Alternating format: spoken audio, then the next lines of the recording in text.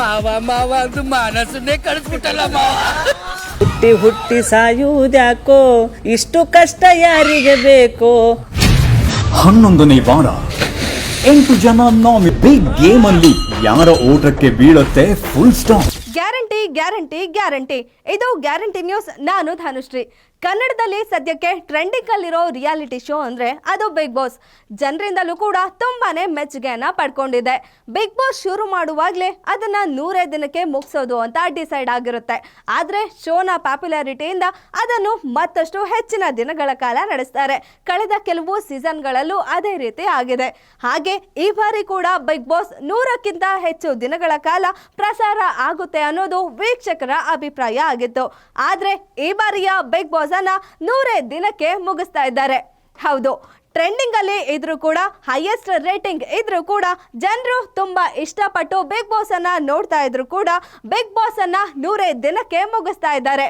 ಹಾಗಿದ್ರೆ ಇದಕ್ಕೆ ಕಾರಣ ಏನು ಅನ್ನೋದ್ರ ಸ್ಟೋರಿ ಇಲ್ಲಿದೆ ನೋಡಿ. ಕರ್ನಾಟಕದಲ್ಲಿ ವಾಹಿನಿಯ ಸದ್ಯದ ಟ್ರೆಂಡಿಂಗ್ ಕಾರ್ಯಕ್ರಮ, ಕನ್ನಡದ ಸದ್ಯದ ನಂಬರ್ 1 ಕಾರ್ಯಕ್ರಮ ಬಿಗ್ ಬಾಸ್ ಶೋ ಶೀಘ್ರದಲ್ಲೇ ಮುಕ್ತಾಯವಾಗಲಿದೆ. ನಮಗೆಲ್ಲ ತಿಳಿದಿರೋ ಹಾಗೆ ಬಿಗ್ ಬಾಸ್ ರಿಯಾಲಿಟಿ ಶೋ 3 ತಿಂಗಳ ಕಾಲ ಪ್ರಸಾರವಾಗುತ್ತೆ. 100 ದಿನಗಳ ಕಾಲ ಪ್ರಸಾರವಾಗೋ ಈ ಶೋ ಇತ್ತೀಚಿನ ದಿನಗಳಲ್ಲಿ 120 ಎಪಿಸೋಡ್ಗಳವರೆಗೂ ಹೋಗಿದ್ದು ಇದೆ. ಕಳೆದ 3-4 ಸೀಸನ್ಗಳಲ್ಲಿ ಬಿಗ್ ಬಾಸ್ 120 ಎಪಿಸೋಡ್ಗಳು ನಡೆದಿದೆ.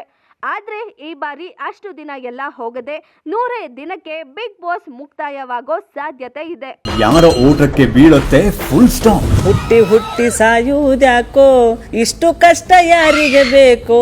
ಬಿಗ್ ಬಾಸ್ ಈ ಸೀಸನ್ ಈಗಾಗಲೇ 75 ದಿನಗಳನ್ನ ಕಂಪ್ಲೀಟ್ ಮಾಡಿದ್ದು, ಇನ್ನು ಕೇವಲ 1 ತಿಂಗಳು ಅಂದ್ರೆ ಅಂದಾಜು 30 ದಿನಗಳಲ್ಲಿ ಮುಗಿಯುವ ಸಾಧ್ಯತೆ ಹೆಚ್ಚಿದೆ. ಇದಕ್ಕೆ ಪೂರಕವಾಗಿ ಕಲರ್ಸ್ ಕನ್ನಡ ವಾಹಿನಿಯು ಒಂದು ಹೊಸ ರಿಯಾಲಿಟಿ ಶೋನ ಪ್ರೋಮೋ ಬಿಡುಗಡೆ ಮಾಡಿದೆ. ಕಲರ್ಸ್ ಕನ್ನಡ ವಾಹಿನಿಯ ಮತ್ತೊಂದು ಜನಪ್ರಿಯ ರಿಯಾಲಿಟಿ ಶೋ ಸೀರೀಸ್ ಮಜಾ ಟಾಕೀಸ್ ನ ಹೊಸ ಸೀಸನ್ ನ ಪ್ರೋಮೋ ರಿಲೀಸ್ ಆಗಿದೆ.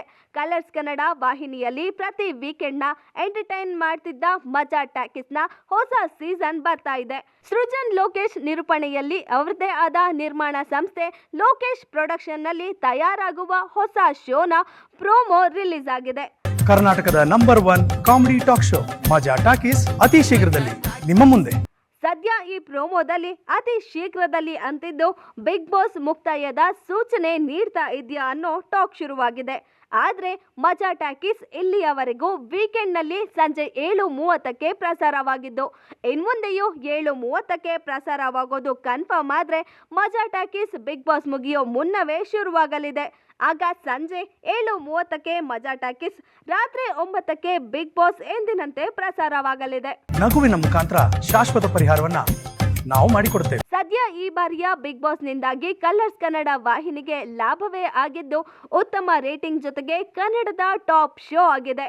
ಹಾಗಾಗಿ ಈ ಶೋಗೆ ಬೂಸ್ಟ್ ನೀಡುವ ಶೋ ಆಗಿ ಸೃಜನ್ ಲೋಕೇಶ್ ನಿರ್ಮಾಣದ ಮಜಾ ಟಾಕೀಸ್ ಬರಬಹುದು ಎನ್ನಲಾಗ್ತಿದೆ.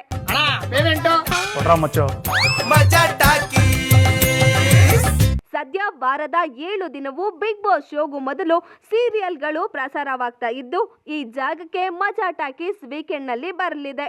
ಹಾಗಾಗಿ ಮಜಾ ಟಾಕೀಸ್ ನ ಜೊತೆಗೆ ಬಿಗ್ ಬಾಸ್ ನ ಭರ್ಜರಿ ಎಂಟರ್ಟೈನ್ಮೆಂಟ್ ಜನರಿಗೆ ಸಿಗಲಿದೆ.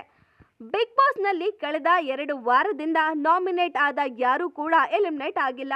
9ನೇ ವಾರ ವೈಲ್ಡ್ ಕಾರ್ಡ್ ಸ್ಪರ್ಧಿ ಶೋಭಾ ಶೆಟ್ಟಿ ತಾನೇ ಹೊರಗೆ ಬರೋದಾಗಿ ಹಠ ಹಿಡಿದು ಹೊರಬಂದ್ರು.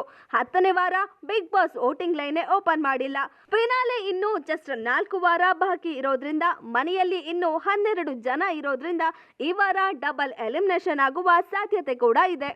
ನೋಡಿದ್ರಿ ಅಲ್ಲ, ಕಲರ್ಸ್ ಕನ್ನಡದ ಮತ್ತೊಂದು ಪಾಪ್ಯುಲರ್ ರಿಯಾಲಿಟಿ ಶೋ ಅಂದ್ರೆ ಅದು ಮಜಾ ಟಾಕೀಸ್. ಇದು ಕೂಡ ಸದ್ಯದಲ್ಲೇ ಕಲರ್ಸ್ ಕನ್ನಡದಲ್ಲಿ ಪ್ರಸಾರ ಆಗೋದ್ರಿಂದ ಬಿಗ್ ಬಾಸ್ ಅನ್ನ 100 ದಿನಕ್ಕೆ ಮುಗಿಸ್ತಾರೆ ಅನ್ನೋದು ಒಂದು ಕಡೆ ವಿಚಾರ ಆದ್ರೆ, ಮತ್ತೊಂದೆಡೆ ಮಜಾ ಟಾಕೀಸ್ ವೀಕೆಂಡ್ ನಲ್ಲಿ 7:30ಕ್ಕೆ ಪ್ರಸಾರ ಆದ್ರೆ ಬಿಗ್ ಬಾಸ್ ಯಥಾವತ್ತಾಗಿ 9 ಗಂಟೆಗೆ ಪ್ರಸಾರ ಆಗುತ್ತೆ. ಹಾಗಾಗಿ ಅದನ್ನ ಬೇಗ ಮುಗಿಸ್ದೆ ಇನ್ನು ಹೆಚ್ಚಿನ ದಿನಗಳ ಕಾಲ ನಡೆಸ್ತಾರೆ.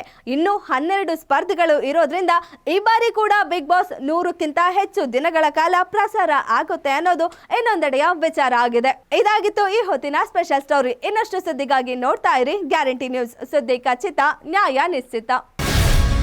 ಗ್ಯಾರಂಟಿ ನ್ಯೂಸ್, ಸುದ್ದಿ ಖಚಿತ, ನ್ಯಾಯ ನಿಶ್ಚಿತ.